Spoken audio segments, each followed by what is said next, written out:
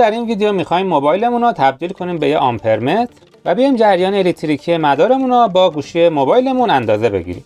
برای شروع کار باید نرم افزار گاوس متر رو روی گوشی موبایلمون نصب کنیم. که این نرم افزار رو میتونید از داخل کانال تلگرام هم دانلود کنید و نصب کنید. حالا اولین کاری که باید انجام بدیم اینه که باید بیایم این سنسور رو کالیبره کنیم. میایم گوشی موبایل رو میذاریم اینجا. حالا این سیم رو میایم دقیقاً به همین صورت زیر گوشی قرار میدیم.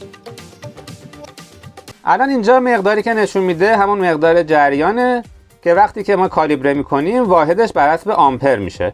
پس اینجا آمپرمتر موبایل داره جریان تقریبا 0.9 آمپر نشون میده که مولتی متر هم همین مقدار رو داره نشون میده. حالا من جریان رو قطع میکنم. این نمودار میاد پایین، مقدارش هم 0 میشه. دوباره وصل میکنم. مقدار 0.9 آمپر رو نشون میده که مولتی متر هم همین مقدار رو نشون میده.